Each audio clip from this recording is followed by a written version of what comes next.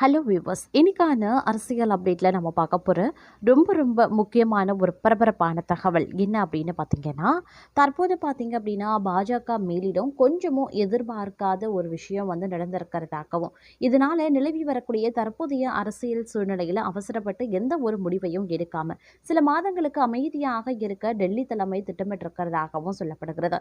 இந்த விஷயத்தில் என்ன நடக்கிறது, பாஜக மேலிடத்தில் என்ன மாதிரியான சூழ்நிலைகள் நிலவி வருகிறது, அது மட்டும் இல்லாம மற்றொரு புறம் பார்த்தீங்க அப்படின்னா, தமிழக அரசியல் வியூகங்கள தாவேகாவின் அதிரடி தேர்தல் முடிவுகள் முற்றிலுமா தலைகீழாக மாற்றி அமைத்திருக்கிறது அப்படின்னே கூட சொல்லலாம். மேலும் இந்த விஷயத்துல அதிரடியான மாற்றங்களும் வியூகங்களும் பார்த்தீங்க அப்படின்னா, பாஜக மற்றும் தாவேகா பார்த்தீங்க அப்படின்னா மாற்றி எடுத்துக்கொண்டு வருகிறது. ஒவ்வொரு வியூகமும் ஒவ்வொரு நாளும் பார்த்தீங்க அப்படின்னா அரசியல் களத்துல மிகப்பெரிய திருப்புமுனையாகவும் பரபரப்பையும் ஏற்படுத்தி வந்துட்டு இருக்கு அப்படின்னே கூட சொல்லலாம். இது குறித்த முழுமையான தகவலோடு இன்னும் பரபரப்பான அரசியல் அப்டேட்ஸை தொடர்ந்து நீங்க தெரிந்து பலன் பெற வீடியோவை ஸ்கிப் பண்ணாம கடைசி வரைக்கும் பாருங்க. வீடியோக்குள்ள போகிறதுக்கு முன்னாடி இது வரைக்கும் நீங்க நம்ம சேனலை சப்ஸ்கிரைப் பண்ணல அப்படின்னா உடனே சப்ஸ்கிரைப் பண்ணிக்கோங்க. அப்படியே பக்கத்துல இருக்கக்கூடிய நோட்டிபிகேஷனுக்கான பில் பட்டனையும் பிரஸ் பண்ணிக்கோங்க. சரி நேயர்களே, வாங்க வீடியோக்குள்ள போகலாம். அமித்ஷாவின் தமிழக அரசியல் வியூகங்களை தாவேகாவின் அதிரடி தேர்தல் முடிவுகள் முற்றிலுமாக தலைகீழாக மாற்றி அமைத்திருக்கிறது. இப்படி ஒரு அசுர வெற்றியை பாஜக மேலிடம் கொஞ்சமும் எதிர்பார்க்கவும் இல்லையா. இதனால நிலவி வரக்கூடிய தற்போதைய அரசியல் சூழ்நிலையில அவசரப்பட்டு எந்த ஒரு முடிவையும் எடுக்காம சில மாதங்களுக்கு அமைதியாக இருக்க டெல்லி தலைமை திட்டமிட்டிருக்கிறதாக சொல்லப்படுது. என்ன நடக்கிறது பாஜக மேலிடத்தில் அப்படிங்கிற கேள்வி மற்றொரு புறம் எழுப்பப்பட்டாலும், மத்தியில கடந்த 2014 பாஜக ஆட்சி அமைந்தது முதல் தமிழகத்தில் கட்சியை வலுப்படுத்த மத்திய உள்துறை அமைச்சர் அமித்ஷா பல்வேறு தொடர் முயற்சிகளை மேற்கொண்டு வருகிறார். ஆனாலும் அந்த முயற்சிகள் பெரிய பலனை தரல. கடந்த 2021 சட்டசபை தேர்தலில் அதிமுக பாஜக கூட்டணி தோல்வியடைந்த பிறகு தமிழக பாஜக தலைவராக அண்ணாமலை நியமிக்கப்பட்டார். அவர் கடந்த 2024 லோக்சபா தேர்தலில் பாஜக தலைமையில் தனி அணி ஒன்றை அமைத்து களமிறக்கினார்.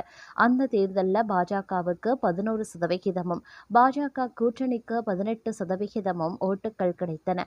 ஆனால் இந்த தனி அணி வியூகம் திமுக கூட்டணிக்கு சாதகமாக மாறி தமிழகத்தின் 39 இடங்களையும் அந்த கூட்டணி கைப்பற்றியது. இதையடுத்து அதிமுகவுடன் கூட்டணி வைத்திருந்தால் குறைந்தது 20 இடங்களில் வெற்றி பெற்றிருக்கலாம் என்று அதிமுக பாஜக தரப்பில் பலரும் அமித்ஷாவிடம் சொன்னார்களாம். இதனால 2026 சட்டசபை தேர்தலில் அதிமுகவுடன் கூட்டணி அமைக்க டெல்லி தலைமை முடிவு செய்திருந்தாங்க. எனினும் அமித்ஷாவின் இந்த முன்கூட்டியே அரசியல் திட்டங்களை தமிழக வெற்றி கழகத்தின் அதிரடி வருகை சிதைத்துவிட்டது என்றுதான் சொல்ல வேண்டும். காரணம், சமீபத்தில் நடந்து முடிந்திருக்கக்கூடிய தமிழக சட்டசபை தேர்தல் முடிவுகள் குறித்து பாஜக முக்கிய தலைவர்களுடன் அமித்ஷா தீவிரமாகவே விவாதித்திருக்கார். அப்போது தமிழக தேர்தல் முடிவு அமித்ஷாவை முற்றிலும் ஆச்சரியப்பட வைத்து விட்டதாம். ஆரம்பத்தில் அதிமுக கூட்டணி தான் வெற்றி பெறும் என்று அமித்ஷா நினைத்திருந்தாராம். ஆனால் தேர்தல் நெருங்கிய நேரத்தில் தாவேகா பெரிய அளவில் ஓட்டுகளை பெறும் என்பது தெரிய வந்திருந்தது. இருந்தாலும் மாநிலத்தில் ஆட்சி அமைக்கும் அளவுக்கு அக்கட்சி தனித்து வெல்லும் என அவர் நினைக்கவில்லையாம். இதையடுத்து முக்கிய தலைவர்கள் அமித்ஷாவுடன் விவாதிக்கும் போது கிறிஸ்தவர்களின் 80%, முஸ்லிம்கள் 60% என மொத்தமாக தாவேகாவுக்கு வாக்களித்துள்ளதால் திமுக படுதோல்வியை சந்தித்துள்ளது. இனி சிறுபான்மையினர் ஓட்டுகள் திமுகவுக்கு திரும்புவது சந்தேகம்தான். அதாவது திமுக இடத்தை தாவேகா பிடித்திருக்காங்க. அதிமுகவை பொறுத்தவரை திணறி கொண்டிருக்கிறது. அதனால் சிறுபான்மையினர் ஓட்டுக்களை அதிமுகவும் பிடிக்குமா என்பதும் சந்தேகம்தான். தமிழகத்தில் பாஜக வளர்வதற்கான சூழல் உருவாக்கியுள்ளது என்றெல்லாம் அமித்ஷாவிடம் தெரிவித்தார்களாம். அனைத்தையும் கவனமாக கேட்டுக்கொண்ட அமித்ஷா, இப்போதைக்கு அமைதி காப்போம், நடப்பதை சில மாதங்களுக்கு வேடிக்கை பார்ப்போம், அதன் பிறகு பாஜகவை மறுசீரமைப்பது உள்ளிட்ட எதிர்கால திட்டங்களை வகுப்போம் என்று தெரிவித்தாராம். மேற்கண்ட இந்த தகவல்கள் அரசியல் களத்தில் பரபரப்பை தந்து வருகிறது. பாஜக தலைமையின் தற்போதைய முடிவும் அமித்ஷாவினுடைய பொறுத்திருந்து வேடிக்கை பார்க்கும் முடிவும் மிகவும் சாணக்கியத்தனம் வாய்ந்த ஒரு தற்காலிக பின்வாங்கலாகவே கருதப்படுகிறது. திமுகவின் வாக்கு வங்கி சரிந்திருக்கக்கூடிய நிலையிலையும் அதிமுக பலவீனமாக இருக்கக்கூடிய சூழ்நிலையிலையும் அவசரப்பட்டு அடுத்த கட்ட நகர்வை எடுக்காமல் கள நிலவரங்களை உன்னிப்பாக கவனிக்க அமித்ஷா திட்டமிட்டுள்ளதும் அறிய முடிகிறது. தாவேகாவின் அடுத்த கட்ட நகர்வுகள் மற்றும் அதிமுகவின் எதிர்கால நிலையை முழுமையாக பொறுத்திருந்து பார்த்துவிட்டு அதற்கு ஏற்ப தமிழக பாஜகவை அடிமட்ட அளவில் இருந்து மறுசீரமைப்பு செய்து நீண்டகால நோக்கில் களமிறங்கவே டெல்லி தலைமை இந்த அமைதி வியூகத்தை கையில் எடுத்துள்ளது. இருப்பினும் இவ்விஷயத்தில் என்ன நடக்கின்றது அப்படிங்கிறதையும் நாம சற்று பொறுத்திருந்து தாங்க பார்க்கணும். இது ஒரு புறம் நடந்து கொண்டிருக்க மற்றொரு புறமோ அனல் பறக்குகின்ற முதலமைச்சர் விஜயின் அதிரடி நடவடிக்கைகள் மக்கள் மத்தியில் பெரும் வரவேற்பை ஏற்படுத்தியிருக்கின்றன அப்படின்னே கூட சொல்லலாம். அதிலும் சில விஷயங்கள் பார்க்கும் பொழுது தாவேகா ஐவர் அணி கோட்டைக்குள்ள நடப்பது என்ன அப்படின்ற கேள்விகளையும் எழுப்பியிருக்கிறது. தமிழகத்தில் புதிய ஆட்சி அமைந்ததை தொடர்ந்து முதல்வர் விஜயின் செயல்பாடுகளில் சில முக்கிய மாற்றங்கள் தென்படுவதாக தமிழக வெற்றி கழகத்தின் முக்கிய நிர்வாகிகள் மற்றும் உடன்பிறப்புகள் மத்தியில் பரவலாக பேசப்பட்டு வருது. குறிப்பாக முதல்வர் ஆவதற்கு முன்பிருந்த விஜய்க்கும் தற்போது கோட்டையை ஆளும் விஜய்க்கும் இடையே நிர்வாக ரீதியாக பெரிய வித்தியாசம் இருப்பதாகவே சொல்லப்படுது. முதல்வர் ஆவதற்கு முன்பு வரை தமிழகத்தின் எந்த ஒரு அரசியல் பிரச்சனையாக இருந்தாலும் அல்லது கட்சியின் அடுத்த கட்ட நகர்வுகள் குறித்த விவகாரமாக இருந்தாலும் தாவேகாவின் முக்கிய தூண்களாக கருதப்படும் ஜான், ஆதவ், ஆனந்த், அருண் அர்ஜுன், நிர்மல் குமார் ஆகியோரிடம்தான் விஜய் முதன்மையாக ஆலோசிப்பார். அவர்களுடன் நீண்ட நேரம் விவாதித்து முன்வைக்கப்படும் கருத்துக்களின் சாதக பாதகங்களை ஆழமாக ஆராய்ந்து பார்ப்பார்.